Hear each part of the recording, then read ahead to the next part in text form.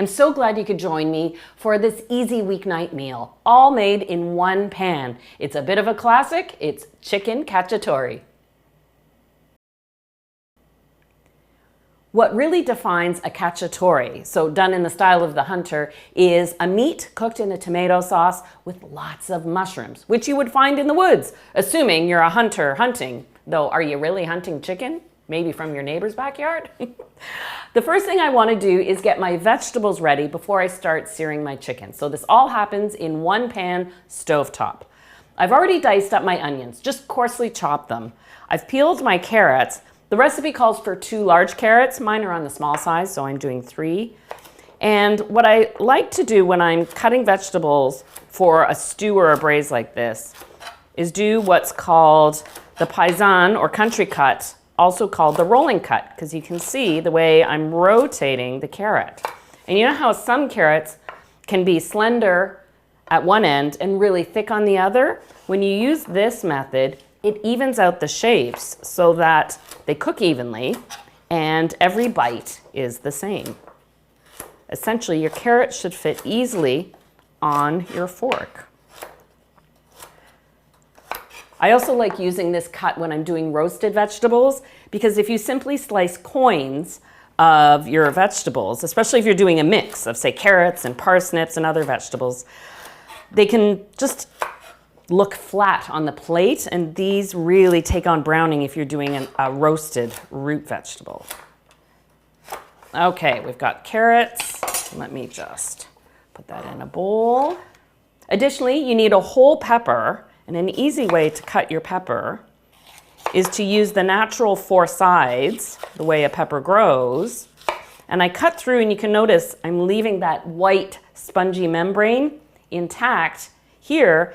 And instead of cutting the pepper in half and seeds going everywhere, they stay attached. But I won't waste this little bit of pepper there.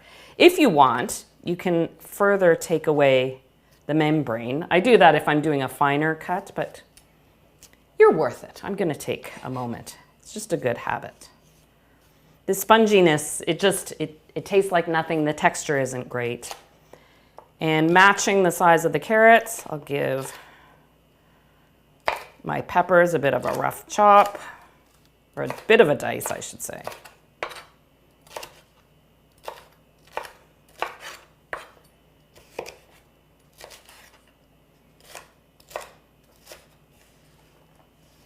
All right, I just need to grab a bowl for these. Because before I cook the vegetables, I have to start by searing the chicken. First, I want to preheat my pan on high heat. I'm using a cast enamel pan. A heavy skillet really does the best job, and you want to make sure it has a lid too. When you braise, it's called a combination cook method. So first you introduce dry heat by searing your chicken, then you introduce a moist cooking environment. In this case, it's going to be a combination of white wine and tomato sauce. And that 2-step of cooking layers in flavor and keeps the meat nice and juicy. Chicken thighs are best for a recipe like this. They stay nice and moist. I've got skin-on, bone-in chicken thighs. You can use boneless, skinless, but I just wanted to show you the step of searing, which adds flavor to the skin and the chicken itself when you cook it. You actually want a little bit sticking to the bottom of the pan. Nice glug of olive oil.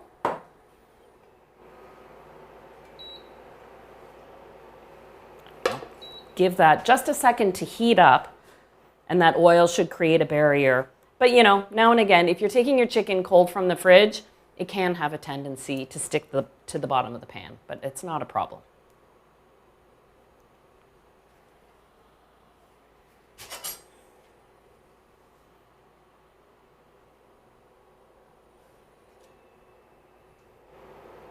There, my oil is really running around, so I know it's nice and hot.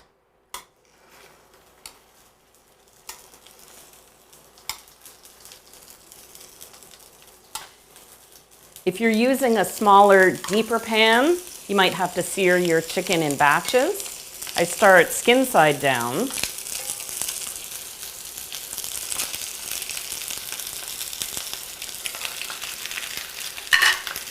And I'll just add a light sprinkle of salt and pepper. So I season a little bit as I go, but ultimately it's at the end you want to do your final seasoning.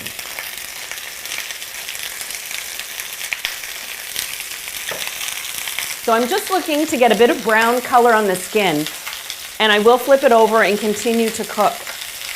It's a bit of a myth that searing your meat keeps in the juices. It doesn't. It's all about layering the flavor. So that caramelization of browning the skin and browning the meat adds a level of flavor to your finished dish. You could, if you wanted to, just nestle your chicken thighs into the liquid once you've got everything cooked further along, and I'll show you that point. But this really is a worthwhile step, I think.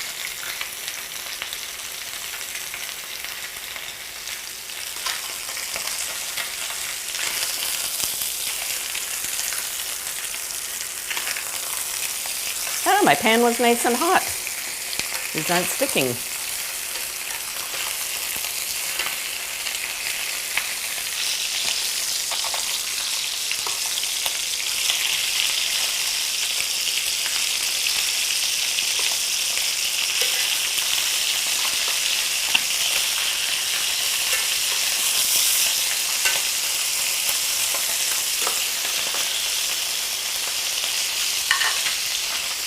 So while my chicken thighs are sizzling away, let's talk about dry heat cooking. What is dry heat cooking? An example is pan frying, grilling, even roasting, where your ambient temperature around the food can be really, really hot. Think of a pizza oven, or when you preheat your oven to 400 degrees. And so you can just really put a lot of heat on the outside of your meat or whatever you're cooking, compared to a wet cooking method. So that would be boiling, poaching, steaming, anything that involves liquid. Well, liquid turns to steam at 212 Fahrenheit, 100 Celsius. So your temperature of your cooking ingredient that's cooking the meat can't get higher than that, which is why this combination, we've got the high heat to build in flavor, and we'll be adding liquid to then slowly simmer and use the liquid itself to flavor your main ingredient. All right, let's give this chicken a flip. Oh, look at that nice browning. Oh, outside piece. Let me just shift that over to get a little color.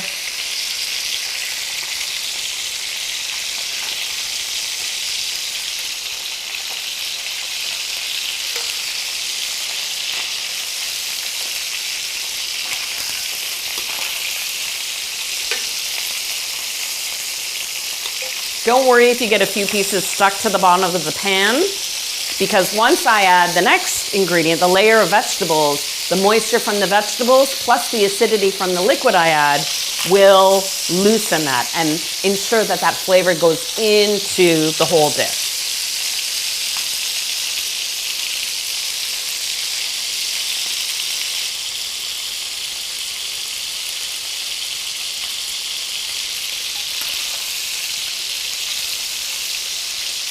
All right, now to take the chicken out, and you do have to treat it like it's still raw chicken, because it is still raw chicken, even though it's cooked on the outside.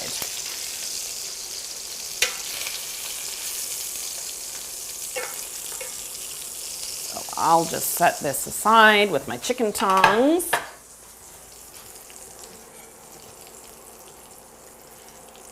And I'll turn down my heat, because now we want to soften up those vegetables. So the onion I talked about,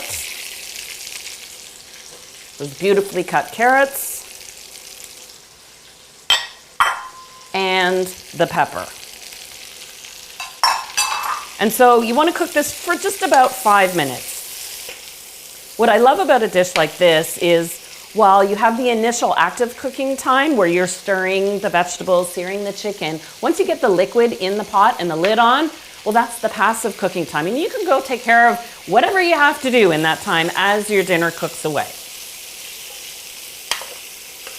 While the vegetables soften up, let's talk about the partner of chicken cacciatore, and that's chicken chasseur. So while cacciatore is Italian, Chasseur is French, and it means the exact same thing in the style of the hunter, but there are distinct differences between the two. So first, let's talk about what Cacciatore and chasseur share in common. I'm using chicken in this case, onion, carrot. It's cooked with white wine and tomato sauce. Now let's talk about what's different between Cacciatore and chasseur, because it reflects the regionality of the dishes. So Cacciatore has the red bell pepper. It uses oregano. It will have olives often stirred into it at the very end, where chasseur doesn't have the pepper, doubles up on the mushrooms, and instead of oregano, features tarragon, sometimes a splash of brandy, and can even have some beef stock or chicken stock added to it. All right, I've had my vegetables on medium heat, and they've softened up. So now I'm going to turn up the heat a little bit more because it's time to add my mushrooms. So it's not a Cacciatore or a chasseur without the mushrooms. And at this point, like I seasoned the chicken lightly, I'm going to season the vegetables just lightly. The reason I turn up the heat is because the mushrooms are going to let out liquid, and I don't want them to turn soggy or flabby. So a higher heat really works because the moisture comes out of the mushrooms, protects the other vegetables so they don't brown too much, and we can let that water evaporate.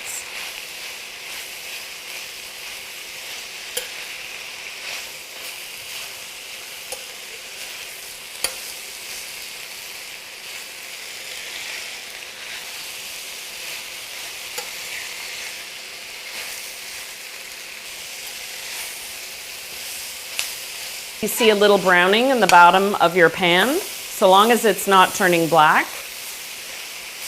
Because once I add the white wine, that will deglaze the pan. It will pull off that beautiful caramelization.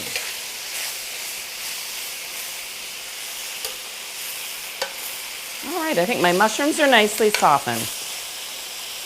Turn down the heat a little bit. And now for some more flavor builders.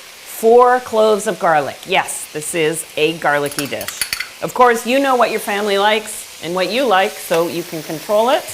I had mentioned oregano. You can use fresh if you wish, but dried oregano, I find, is actually more consistent and lends just such a familiar flavor. I like using dried oregano, even though I'm a big fan of fresh herbs for everything else. And it's up to you if you want to add a pinch of chili flakes. I'm going for a little bit of heat, maybe a little bit more. And I just stir this for a moment just to soften up the garlic, but I don't want to scorch it. All right, now for the liquids. A combination of dry white wine, and if you don't want to use wine, you could simply replace this with a chicken stock or a vegetable stock if you'd rather, or even water. Sometimes we're too afraid of using water in our cooking. There's nothing wrong with that. We're building in so much other flavor. And I let this start to simmer, and you can see I'm able to pull up all those sticky bits from the bottom of the pan, and that will continue to happen. You can see how it changes the color of the liquid there. And as soon as it's bubbling evenly, I'll add my tomato. There we go. For the tomato, I'm using a tinned crushed tomato. You could use a tomato passata, which is also a cooked tomato product, but it's more strained, so it's got a finer texture to it. I like the thickness that crushed tomato lends.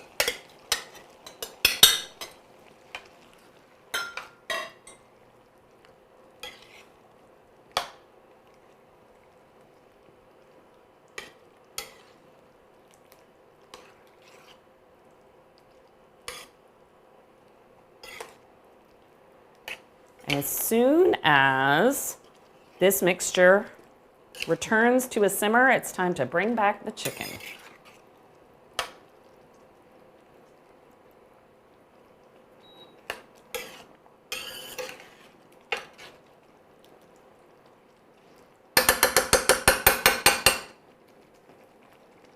Okay. I'll nestle the chicken back into the pan When you're braising, you don't have to fully submerge your meat in the liquid. So leaving a little of the nicely browned skin exposed is absolutely fine. In go those extra juices. All right, and now to keep all the flavor and the liquid in, you give it a cover, you reduce the heat to a gentle simmer. But because these are just little individual chicken thighs, this only takes about 40 minutes. Now, if you'd rather not cook this stovetop for that time, you can put this pan in a preheated 350 oven and it takes the exact same time. So the choice is yours, and in 40 minutes, oh, you'll know because the kitchen will smell delicious. Oh, it sure smells incredible in here. I can smell the peppers and the mushrooms. And the nice thing about using chicken thighs is you don't have to worry about overcooking. They can handle that extra heat and moisture without drying out, unlike chicken breasts, which can do that. So now, oh, I love how the juices from the chicken cook into the sauce and the flavor from the sauce cooks into the chicken. And I should mention, as I'm putting my lid on this stove, my stove works just fine, but because we have a camera mounted overhead so you can see this deliciousness, that's why I wanted to cook this right in front of you, facing you, instead of with my back to you during the whole recipe. So now I will leave it up to you. If you want to pull off some of the excess fat that is from the chicken skin and the residual olive oil if you want, or if you prefer that to sort of coat through, you can stir it through easily. My last additions for the cacciatore, some pitted black olives. If you prefer green, you can use green. I love when I know you can take a recipe of mine and customize it and really make yourself happy with how you've tailored it to your own tastes. And I think I'll save the parsley for when I plate this. And this dish is just made to serve with some cooked noodles. Any sort of pasta that can really hold the sauce and every bite as you're scooping it. So let me take out a few pieces of the chicken. And before I spoon out the sauce, I do want to give it just a little taste, just to see if it needs any adjustment in the seasoning. No, it is great. Wow. Make sure I get a nice mix of vegetables.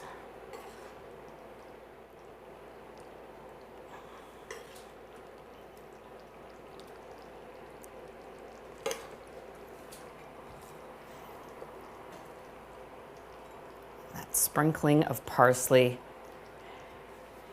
And so really about 10-15 minutes of active cooking, 40 minutes of passive cooking, letting the cacciatore do its thing, and you have a delicious, aromatic one-pot meal that is just so comforting. And like anything cooked with this two-step braising method, dry followed by wet, you know it even tastes better the next day. I hope you'll give my chicken cacciatore recipe a try and stay right here on the channel because I've got lots of baking and cooking, so many recipes to share with you.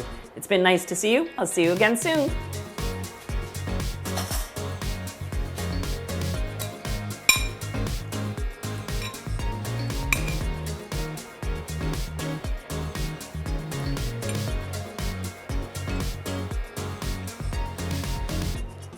Oh yeah, that's hot.